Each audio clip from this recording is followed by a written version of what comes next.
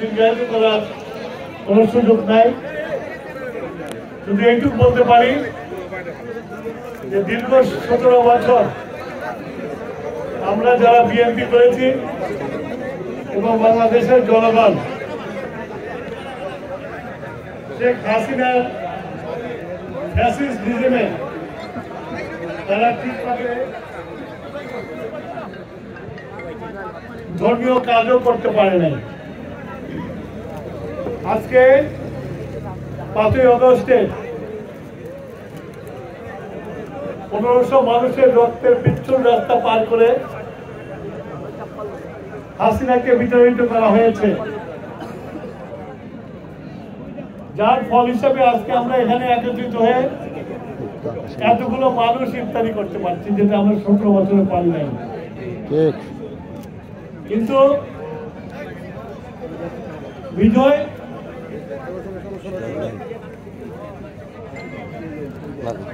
বিজয় আসে, আল্লাহ বিজয় দেয়, সেই বিজয় দেখার জন্য, বিজয়কে ধরে রাখার জন্য আমাদেরকেও সতর্ক থাকতে হয়। আমরা মুসলমান,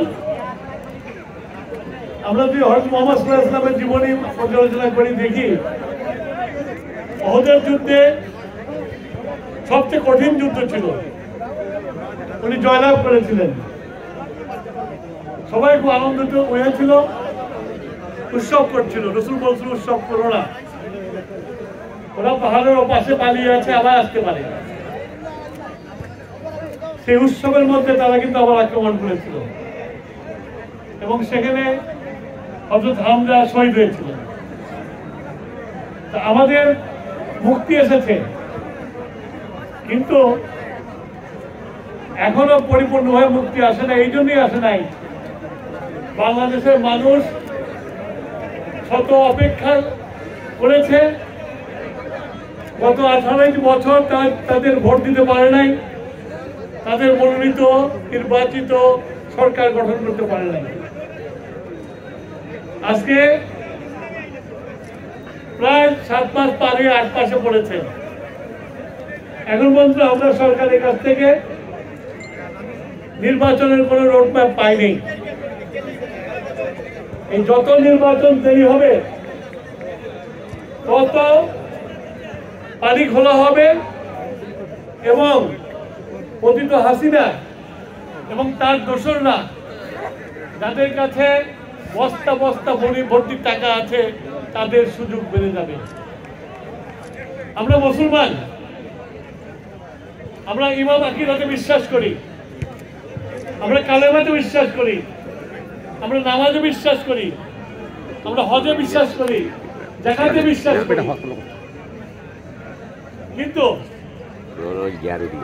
এই যে আজকে ইসলামের নাম করে,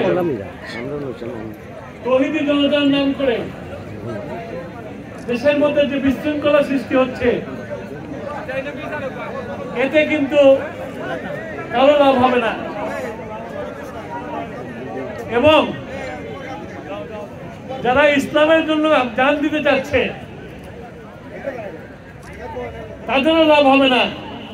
পক্ষান্তরে সারা বিশ্বের কাছে, আপনারা অলরেডি শুনেছেন, আমেরিকার জাতীয় নিরাপত্তা উপদেষ্টা, গোয়েন্দা প্রধান রবার্ট, সে বলেছে বাংলাদেশে উগ্র ধর্মীয় উত্থান হচ্ছে। কেন বলেছে? এই যে রাস্তাঘাটে যেগুলো বাংলাদেশে প্রচলিত ছিল, সেগুলোকে বন্ধ করার চেষ্টা করছে। সেইটাকে কেন্দ্র করে আজকে বিশ্বব্যাপী আমাদের সম্বন্ধে নানান রকম কুৎসা করা হচ্ছে। ইসলাম একটা বিশ্বের ধর্ম, ইসলাম শুধু সৌদি আরবের ধর্ম না, ইসলাম সারা বিশ্বের ধর্ম। এখন সৌদি আরবের যে কালচার, যে সংস্কৃতি, আমরা মুসলমান, কিন্তু আমাদেরও